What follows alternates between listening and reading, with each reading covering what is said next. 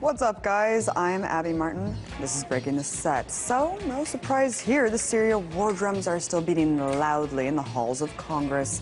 And the main man drumming that beat is none other than Secretary of State John Kerry. He's gone above and beyond this week, seriously trying super hard to sell that Syria war. But it's hard to believe that this rhetoric is coming from the same man who once sung a very different tune. We wish that a merciful God could wipe away our own memories of that service, as easily as this administration has wiped their memories of us. But all that they have done, and all that they can do by this denial, is to make more clear than ever our own determination to undertake one last mission, to search out and destroy the last vestige of this barbaric war, to pacify our own hearts, to conquer the hate and fear that have driven this country these last 10 years and more. Wow, that was Vietnam vet John Kerry in 1971 giving an impassioned appeal to Congress for wanting to bring an end to that war. Fast forward 40 years, and he's done a complete 180, now pushing for a war over the same kind of chemical weapons attack that the U.S. inflicted on the Vietnamese with the spraying of Agent Orange. So, you go from being a fervent anti-war activist who worked side by side with John Lennon to now one of the biggest war hawks on the Hill. Well done, Mr. Kerry. You've officially sold yourself out before even selling Syria.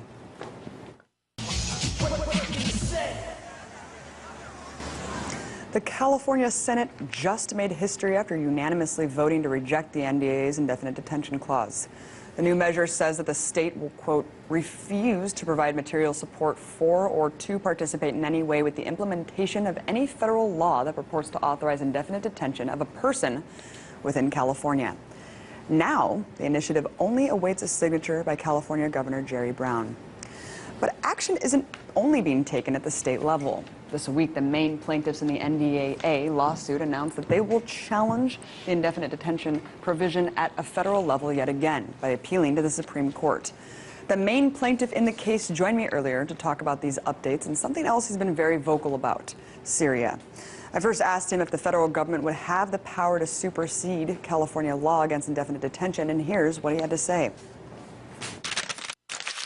Essentially, the federal government has empowered the military through Section 1021 of the NDAA, or National Defense Authorization Act, to seize the category as covered persons, anyone who substantially supports, that's not a legal term, that's not material support, substantially supports Al-Qaeda, the Taliban, or something called associated forces, again another nebulous term, hold them in military facilities, strip them of due process, and keep them there indefinitely.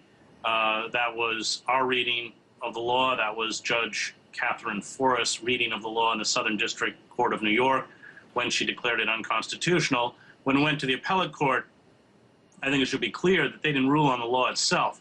They ruled on the standing of the plaintiffs. They said that we as plaintiffs didn't have credibility to bring the case to the court. So they sort of ducked the issue of actually dealing with Section 1021 of the NDAA, which I think by any reading is an egregious violation of our most basic constitutional rights to due process. Did the appellate court say that because no one had been threatened with arrest, that the plaintiffs on the case had no credible fear? But I mean, isn't that the hypothetical nature of the possibility of indefinite detention the whole point of the lawsuit in the first place? Exactly. The whole point of the lawsuit is that they're not going to give you a warning before they come take you. And once they take you, it's all done in secret. You have no possibility for legal redress. That's the issue. And the appellate court based their decision on the Amnesty International versus Clapper case at the Supreme Court. I was also a plaintiff in that case, where they said that we couldn't show evidence that we were in fact being monitored and surveilled. Well, we now know from the leaks that were provided to The Guardian by Edward Snowden that we're all being monitored and surveilled, and all of our information is being stored in perpetuity in supercomputers in places like Utah. So, you know, we're hopeful. We will file in a couple weeks and ask the Supreme Court to take the case. If the Supreme Court does not take the case, then the law will stand. The only way it will be changed at that point is if our elected legislators decide to change it, and they've shown no interest in doing that. Right. Well, you kind of just answered my next question, which is how likely is it that this will be brought to the Supreme Court? I mean, I guess it's just anyone's guess at this point, but even if it is brought to the Supreme Court, do you have faith in the court as the end-all, be-all judiciary? Well, the judiciary, and especially the Supreme Court, is a wholly owned subsidiary of the corporate state, and decision after decision, I think, has shown that to be true. I think for us, you know, we understand the odds here, we understand the difficulties, and yet we just don't want to take this line down, this utter obliteration of the right to due process, and essentially overturning 150 years of domestic law, which had prohibited the military from carrying out acts of domestic policing. Now we're seeing the military being empowered to do that, and you know, in essence, carry out acts of extraordinary rendition on American citizens on their own streets. And at the very least, we have to stand up and decry it and use every mechanism we have to fight back, because history has shown that when governments accrue to themselves this kind of power, eventually they use it. Right. I mean, the freedoms that cost hundreds of, not thousands of lives took hundreds of years to achieve. Once they're relinquished, I mean, it's not really given back that easily, Chris. Chris, you've also been very vocal about the imminent Syria war. I mean, I don't know about you, but I feel like Cheney is still president right now. I mean, I never expected Obama to pursue unilateral military action against Syria. Are you as surprised as I am? No, because there's complete continuity between the Bush administration and the Obama administration in terms of our imperial adventures overseas.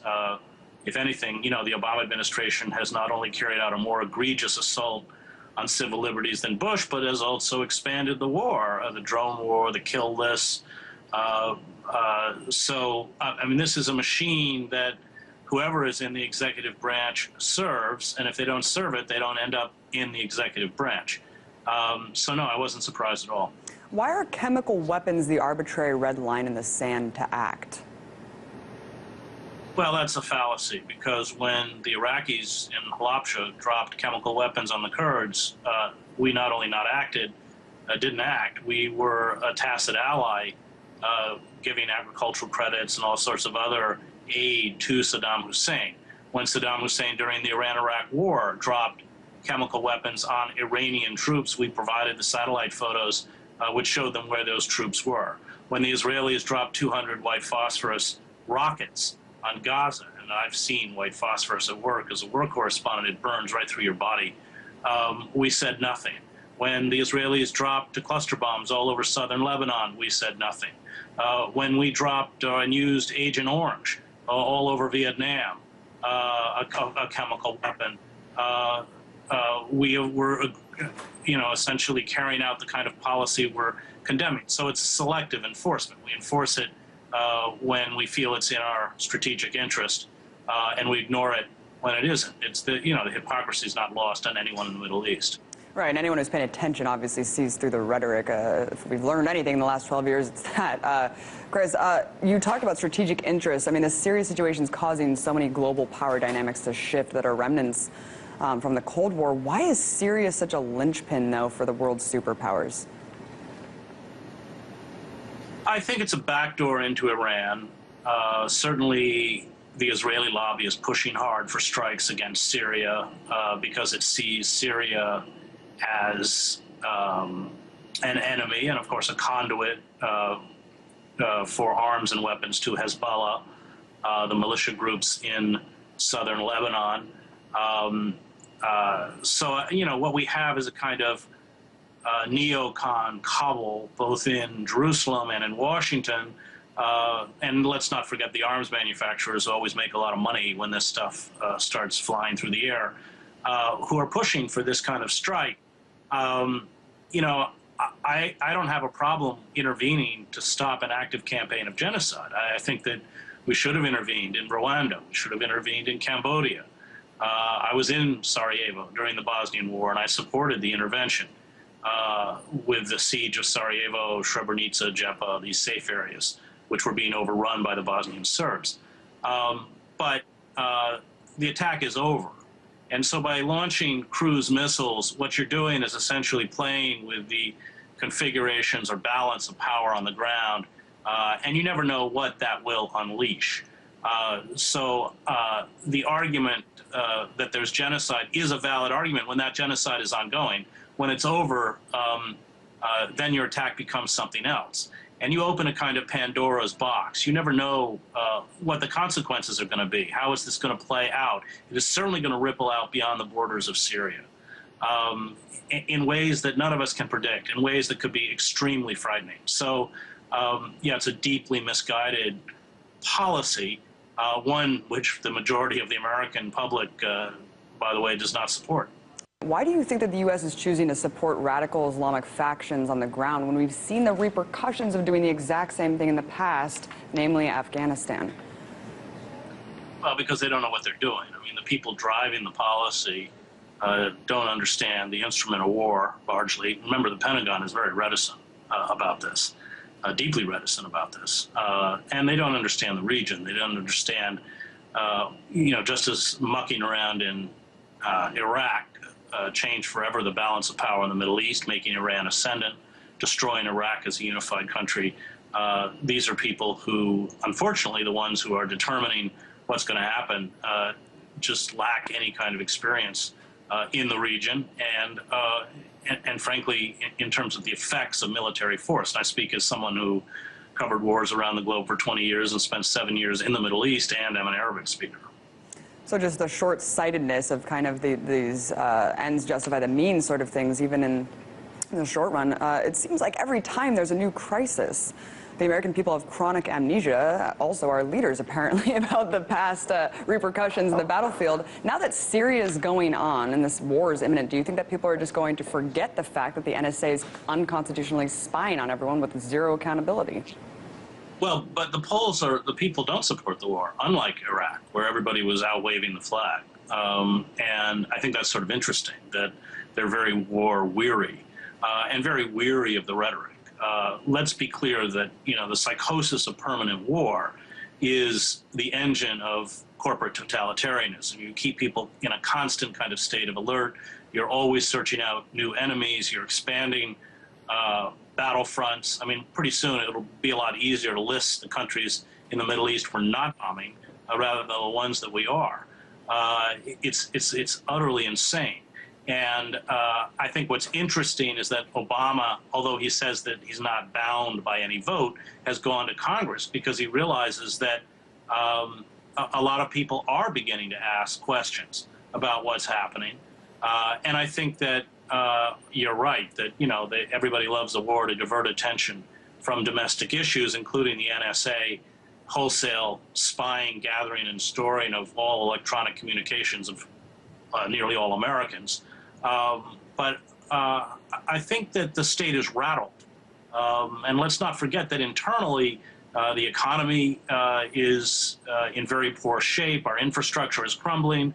We're closing school after school. Even people who have employment can barely survive or living at subsistence levels. So there are all sorts of issues that are going on here. There's kind of cauldron that's brewing that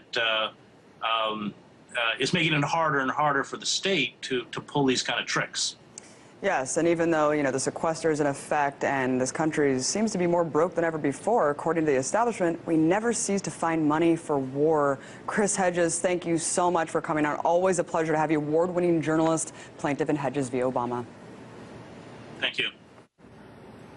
We're taking a quick break, you guys, but when we come back, we'll tell you how lawmakers spent their summers. I'll give you a hint. It was probably very luxurious.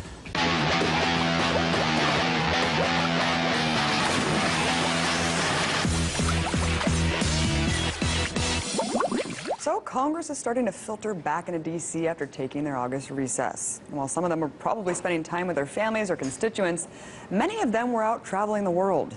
But I'm not talking about personal vacations. I'm talking about all expenses paid trips from lobbyists.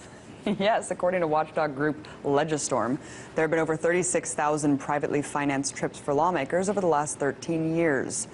That's what you call swaying by soiree, guys. Now, just to give you just an idea of how effective this tactic is, Jack Abramoff, the king of all lobbying, said that he used to spend millions of dollars making sure lawmakers traveled in luxury.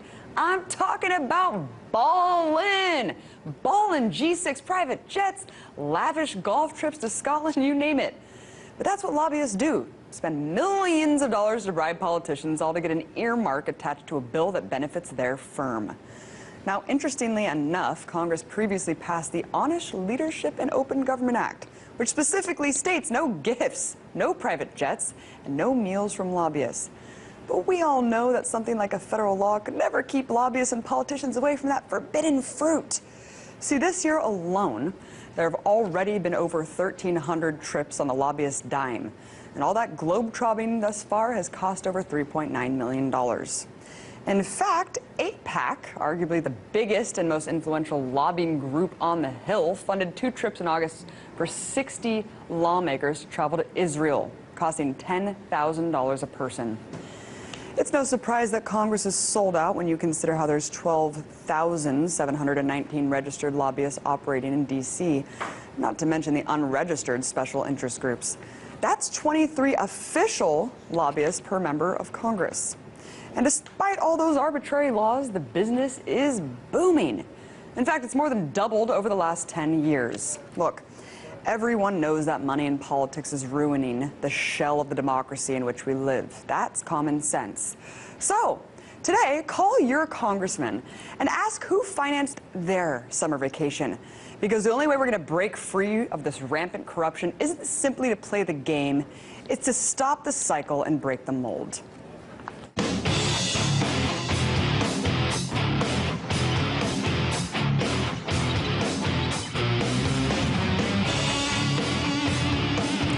Guys, some of you might recognize the fact that the government is facing billions of dollars in spending cuts over the next decade by way of the sequester. But instead of a rational discussion over how to fix the economy, a majority of Congress are more focused on drafting plans for yet another war in the Middle East, all without a peep over how much it's going to cost. Now, I realize that the majority of Americans are confused by the logic behind yet another military entanglement. Believe me, so am I. Well, here to help me break down why a country that can't pay for public schools still has money for bombs, I'm joined now by the host of RT's Keiser Report, Max Keiser. Thanks so much for coming on, Max. Oh, hi, Abby. Pleasure to be here. Yes, so with the sequester taking effect, I thought this country was too broke for war. How is it that we can suddenly afford to launch Tomahawk cruise missiles over Syria? Well, you know, we have a lot of bonds that we need people to buy to finance the U.S. government. And occasionally what happens is the U.S. government decides that they're going to coerce governments to buy their bonds or to bomb them to buy their debt. And this is what we see now. The Federal Reserve took on $3 trillion of fresh debt to bail out Wall Street.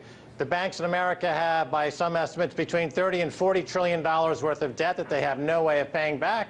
So in the last resort, let's go out there and tell the foreign creditors that are thinking about pulling back from buying U.S. debt, like China, for example, that has pulled back from buying U.S. debt, that we're going to bomb them into buying our debt. It's basically a mafia model. It's like Uncle Luigi. I don't want to cast aspersions toward any ethnic group, believe me, Abby, but let's say that somebody is an organized criminal and they want to collect rent from somebody that they are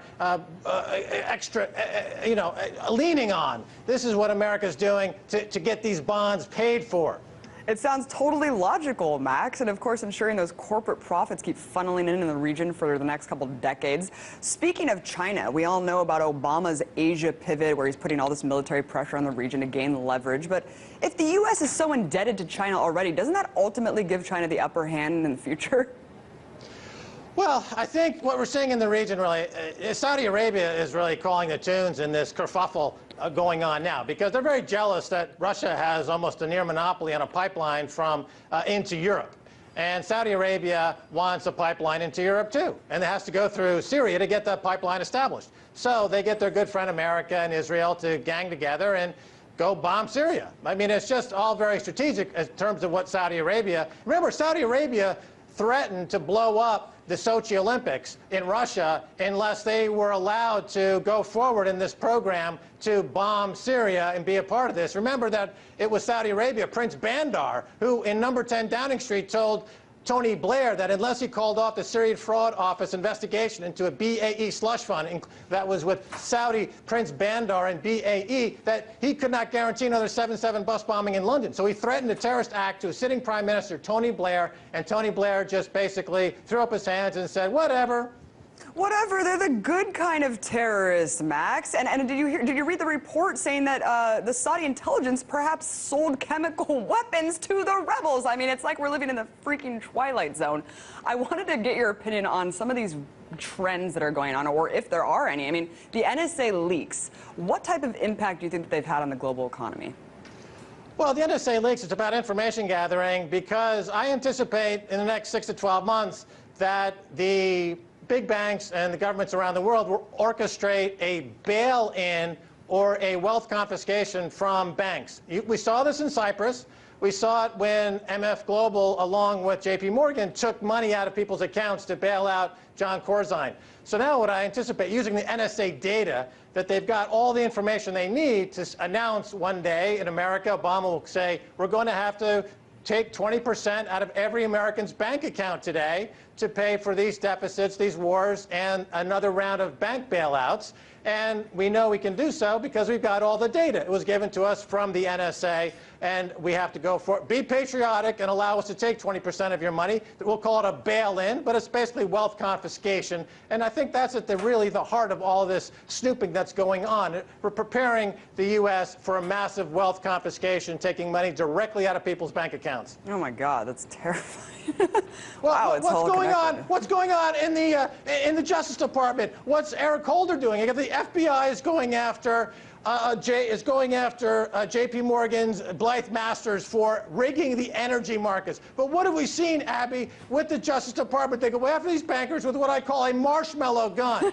Okay, they go after them with a marshmallow gun. And they say, "Yeah, take that, Jamie Dimon. Yeah, we got some." That'll get him, Max. That's gonna punish him. Don't you see? A marshmallow gun does nothing.